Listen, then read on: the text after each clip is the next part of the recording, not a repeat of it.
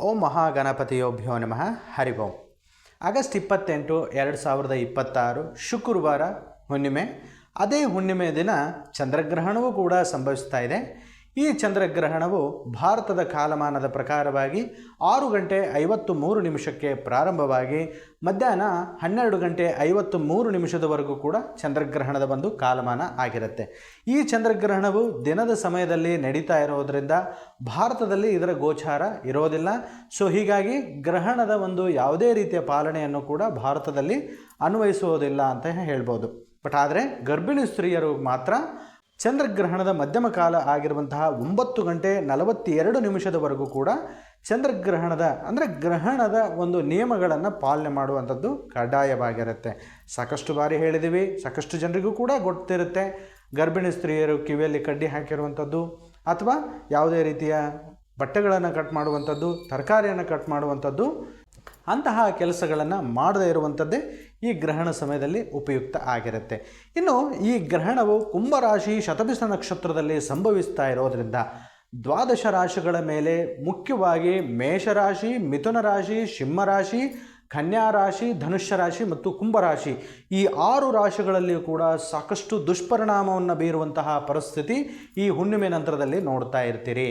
ಇಂತಹ ಪರಿಸ್ಥಿತಿಗಳು ಯಾವ್ಯಾವು, ಅವುಗಳಿಗೆ ಪರಿಹಾರ ಏನು ಅನ್ನುವಂಥದ್ದನ್ನು ಸಂಪೂರ್ಣವಾದಂತಹ ಮಾಹಿತಿಯನ್ನು ನಾನು ಈ ವಿಡಿಯೋದಲ್ಲಿ ತಿಳಿಸ್ಕೊಡ್ತೇನೆ. ಈ ವಿಡಿಯೋನ ಸಂಪೂರ್ಣವಾಗಿ ತಾವು ನೋಡ್ರಿ. ತಾವು ಏನಾದರೂ ಮೊದಲ ಬಾರಿಗೆ ನಮ್ಮ ವಿಡಿಯೋನ ವೀಕ್ಷಿಸ್ತಾ ಇದ್ದರೆ ನಮ್ಮ ಚಾನಲನ್ನು ಫಾಲೋ ಅಥವಾ ಸಬ್ಸ್ಕ್ರೈಬ್ ಮಾಡೋದನ್ನು ದಯವಿಟ್ಟು ಮರಿಬೇಡ್ರಿ. ರಾಶಿಗಳಲ್ಲಿ ಮೊದಲ ರಾಶಿ ಮೇಷರಾಶಿ ಆಗಿರುತ್ತೆ. ಈ ಮೇಷರಾಶಿಗೆ ಮಾನಸಿಕ ಸಂತುಲತೆ ಕಡಿಮೆಯಾಗಿ ಚಿಕ್ಕ ಚಿಕ್ಕ ಮಾತುಗಳಿಗೆ ಜಗಳ ಆಗುವಂತಹ ಪರಿಸ್ಥಿತಿ ಇರುತ್ತೆ. ನೀವು ಮಾಡುವಂತಹ ಕೆಲಸಗಳಲ್ಲಿ ಕಿರಿಕಿರಿ ಬರುವಂತಹ ಪರಿಸ್ಥಿತಿ ಇರುತ್ತೆ. ಯಾವುದೋ ಒಂದು ಕೆಲಸವನ್ನು ಮಾಡ್ತಾ ಇರುವಂತಹ ಪರಿಸ್ಥಿತಿಯಲ್ಲಿ ಅದು ಅರ್ಧಕ್ಕೆ ನಿಲ್ಲುವಂತಹ ಪರಿಸ್ಥಿತಿ ಕೂಡ ಈ ಮೇಷರಾಶಿಯವರಿಗೆ ಒಂದು 15 ದಿನಗಳ ಕಾಲ ಇರುತ್ತೆ. ಈ 15 ದಿನಗಳ ಕಾಲ ಅಂದರೆ ಅಮಾವಾಸ್ಯೆ ಬರುವವರೆಗೂ ಕೂಡ ತುಂಬ ಎಚ್ಚರಿಕೆ ಜೀವನವನ್ನು ತಾವು ಮೇಷರಾಶಿಯವರು ನೋಡಬೇಕಾಗ್ತದೆ. ಇನ್ನು ಮಿಥುನ ರಾಶಿಯವರಿಗೆ 2ನೇ ರಾಶಿಯಾಗಿರುವಂಥದ್ದು ಮಿಥುನ ರಾಶಿಯವರಿಗೆ ಆರ್ಥಿಕ ಸಮಸ್ಯೆಯಲ್ಲಿ ಸಣ್ಣದಂತಹ ಖರ್ಚಿಗೆ ನೀವು ಅಪಾರವಾಗಿರುವಂತಹ ದುಡ್ಡನ್ನು ವ್ಯಯ ಮಾಡುವಂತಹ ಪರಿಸ್ಥಿತಿ ಆಗ್ತದೆ. ಆರೋಗ್ಯದ ಬಗ್ಗೆ ತುಂಬ ಎಚ್ಚರಿಕೆಯನ್ನು ವಹಿಸಬೇಕು. ಯಾಕೆಂದರೆ ಚಂದ್ರಗ್ರಹ ಮನಸ್ಕಾರಕನಾಗಿರ್ತಾನೆ. ಮನಸ್ಸು ಕೆಟ್ಟು ಅಂತೇಳಿದ್ರೆ ಅದು ನಿಮ್ಮ ದೇಹದ ಆರೋಗ್ಯದ ಮೇಲೆ ಕೂಡ ತೊಂದರೆಯನ್ನು ಅನುಭವಿಸುವಂಥ ಪರಿಸ್ಥಿತಿ ಇರುತ್ತೆ. ಸೊ ಹೀಗಾಗಿ ಮಿಥುನ ರಾಶಿಯವರಿಗೆ ಬರುವಂತಹ 1.5 ತಿಂಗಳ ಕಾಲ ಆರೋಗ್ಯದ ಬಗ್ಗೆ ತುಂಬ ಎಚ್ಚರಿಕೆಯನ್ನು ವಹಿಸಬೇಕು. ಸಣ್ಣ ಪುಟ್ಟದಾದಂತಹ ಆರೋಗ್ಯದ ಸಮಸ್ಯೆಗೆ ಆಗಿಂದಾಗಲೇ ಅದಕ್ಕೆ ಒಂದು ಚಿಕಿತ್ಸೆಯನ್ನು ತಗೊಂಡು ಪರಿಹಾರ ಮಾಡಿಕೊಳ್ಬೇಕು. ಇನ್ನು ಸಮಸ್ಯೆಯನ್ನು ಹೊಂದಿರುವಂತಹ 3ನೇ ರಾಶಿ ಸಿಂಹರಾಶಿ. ಸಿಂಹರಾಶಿಯವರಿಗೆ ಆರ್ಥಿಕ ಸಂಬಂಧಪಟ್ಟಂತಹ ಸಾಕಷ್ಟು ಕಿರಿಕಿರಿಗಳನ್ನು ನೋಡ್ತಾ ಇರ್ತೀರಿ. 10 ರೂಪಾಯಿ ಖರ್ಚಿಗೆ 100 ರೂಪಾಯಿ ಖರ್ಚು ಮಾಡ್ತೀರಾ, 100 ರೂಪಾಯಿ ಖರ್ಚಿಗೆ 1000 ರೂಪಾಯಿಯನ್ನು ಖರ್ಚು ಮಾಡ್ತೀರಾ. ಅನಧಿಕೃತವಾದಂತಹ ಖರ್ಚುಗಳನ್ನು ಮಾಡಿ ಕೈಯಲ್ಲಿರುವಂತಹ 1 ರೂಪಾಯಿ 2 ರೂಪಾಯಿ ಕಾಸನ್ನು ನೀವು ವೆಚ್ಚವನ್ನು ಮಾಡಿಕೊಳ್ಳುವಂಥ ಪರಿಸ್ಥಿತಿ ಆಗ್ತದೆ. ಇದರಿಂದಾಗಿ ತಮ್ಮ ಮನೆಯಲ್ಲಿಯೂ ಕೂಡ ದಾಂಪತ್ಯದಲ್ಲಿ ಸಾಕಷ್ಟು ಕಿರಿಕಿರಿಗಳನ್ನು ನೋಡುವಂತಹ ಪರಿಸ್ಥಿತಿ ಈ ಗ್ರಹಣದ ನಂತರದಲ್ಲಿ ಆಗ್ತಾ ಇರುತ್ತೆ. ವೃಥ ಅನುಮಾನವೂ ಕೂಡ ನಿಮ್ಮ ಜೀವನದಲ್ಲಿ ಕೆಲವೊಂದಿಷ್ಟು ಕಿರಿಕಿರಿಗಳನ್ನು ತಂದೊಡ್ಡೋದಕ್ಕೆ ಕಾರಣೀಭೂತ ಆಗ್ತದೆ. ಇನ್ನು ಸಮಸ್ಯೆಯನ್ನು ಹೊಂದಿರುವಂತಹ 4ನೇ ರಾಶಿ ಕನ್ಯಾ ರಾಶಿ. ಯಾವುದೇ ರೀತಿಯಲ್ಲಿ ಕೂಡ 48 ದಿನಗಳ ಕಾಲ ಹೊಸ ಕೆಲಸಗಳಿಗೆ ಕೈ ಹಾಕಬೇಡ್ರಿ. ಮುಂದಿನ 48 ದಿನಗಳ ಕಾಲ ಯಾವುದೇ ಹೊಸ ಕೆಲಸಗಳನ್ನು ಪ್ರಾರಂಭ ಮಾಡೋದು ಬೇಡ. ಈಗ ನಡೆಯುವಂತಹ ಕೆಲಸಗಳಲ್ಲೇ ಕಿರಿಕಿರಿಯನ್ನು ನೋಡ್ತಾ ಇರ್ತೀರಿ. ಜಗಳಗಳನ್ನು ಹೊಂದುವಂತಹ ಪರಿಸ್ಥಿತಿ ಇರುತ್ತೆ. ಯಾವುದೇ ಒಂದು ರೀತಿಯಲ್ಲಿ ಹಣಕಾಸಿನ ಅಡಚಣೆ ಬಂದು ಯಾರಿಗಾದರೂ ಕೂಡ ಕಷ್ಟ ಇದೆ ಅಂದಾಗ ತಮ್ಮ ಜೇಬಲ್ಲಿರುವಂತಹ ದುಡ್ಡನ್ನು ಕೊಟ್ಬಿಡ್ತೀರಿ. ಬಟ್ ಆದರೆ ನಿಮ್ಮ ಕಷ್ಟಕ್ಕೆ ಹಣಕಾಸಿನ ಒಂದು ತೊಂದರೆ ಬರುವಂತಹ ಪರಿಸ್ಥಿತಿ ಇರುತ್ತೆ. ಸೊ ಹೀಗಾಗಿ ಕೈಯಲ್ಲಿರುವಂತಹ 2 ಕಾಸು 3 ಕಾಸನ್ನು ನೀವು ಭದ್ರತೆಯಿಂದ ಕಾಪಾಡಿಕೊಳ್ಳೋದು ಅತ್ಯಂತಹ ಅವಶ್ಯಕತೆ ಆಗಿರುತ್ತೆ. ಇನ್ನು ಧನುಷ್ಯ ರಾಶಿಯವರೆಗೂ ಕೂಡ ಸಮಾಜದಲ್ಲಿ ತಮಗೆ ಮರ್ಯಾದೆಗೆ ಧಕ್ಕೆ ಬರುವಂತಹ ಪರಿಸ್ಥಿತಿ ಕೂಡ ಆಗ್ತಾ ಇರುತ್ತೆ. ಮಾತು ಆಡಿದರೆ ಹೊತ್ತು ಮುತ್ತು ಒಡೆದರೂ ಹೋಯಿತು ಅಂತ ಹಿರಿಯರು ಗಾದೆ ಮಾತು ಮಾಡಿದ್ದಾರೆ. ಸೊ ಹೀಗಾಗಿ ಯಾರ ಜೊತೆನೂ ಕೂಡ 1-2 ಮಾತುಗಳನ್ನು ಆಡಬೇಕಾದ್ರೆ ತುಂಬ ಯೋಚನೆ ಮಾಡಿ ಮಾತುಗಳನ್ನು ಆಡ್ರಿ.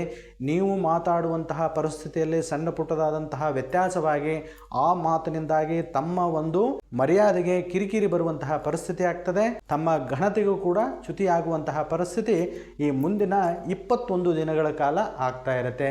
ಇನ್ನು ಕೊನೆಯದಾಗಿ ಕುಂಭರಾಶಿಯವರಿಗೆ ಅಂದರೆ ವಿಶೇಷವಾಗಿ ಕುಂಭರಾಶಿ ಶತಭಿಷ ನಕ್ಷತ್ರದಲ್ಲೇ ಗ್ರಹಣ ಸಂಭವಿಸ್ತಾ ಇರೋದ್ರಿಂದ ಇವರಿಗೆ ವ್ಯವಹಾರದಲ್ಲಿ, ಸಂತಾನದಲ್ಲಿ ಮತ್ತು ಆರ್ಥಿಕತೆಯಲ್ಲಿ ಸಾಕಷ್ಟು ಸಾಕಷ್ಟು ಕಿರಿಕಿರಿಗಳನ್ನು ನೋಡ್ತಾ ಇರ್ತೀರಿ.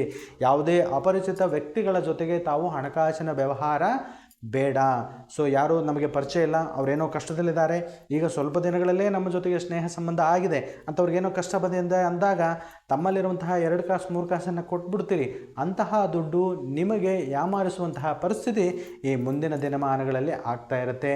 ಜೊತೆಗೆ ಹಣಕಾಸಿನ ವ್ಯವಹಾರವನ್ನು ಮಾಡಬೇಕಾದ್ರೆ 1 ಬಾರಿ 2 ಬಾರಿ ಯೋಚನೆ ಮಾಡಿರಿ. ದಿಢೀರನೆ ನಿರ್ಧಾರಗಳನ್ನು ತೆಗೆದುಕೊಳ್ಳುವಂಥದ್ದು ಅತ್ಯಂತ ಶುಭವಾಗಿರೋದಿಲ್ಲ. ಮತ್ತು ನೀವು ಮಾಡುವಂತಹ ಕೆಲಸದಲ್ಲೂ ಕೂಡ ಕಿರಿಕಿರಿ ಆಗುವಂತಹ ಪರಿಸ್ಥಿತಿ ಇರುತ್ತೆ. ಇದು ಈ 6 ರಾಶಿಯವರಿಗೂ ಕೂಡ ಚಂದ್ರಗ್ರಹಣದ ನಂತರದಲ್ಲಿ ಆಗುವಂತಹ ಒಂದು ಎಫೆಕ್ಟ್ ಇರುತ್ತೆ. ಈ 6 ರಾಶಿಯವರಿಗೆ ಬಿಟ್ಟು ಇನ್ನು ಉಳಿದಂತಹ 6 ರಾಶಿಯವರಿಗೆ ಅಷ್ಟೊಂದು ಯಾವುದೇ ರೀತಿ ತೊಂದರೆ ಇರೋದಿಲ್ಲ.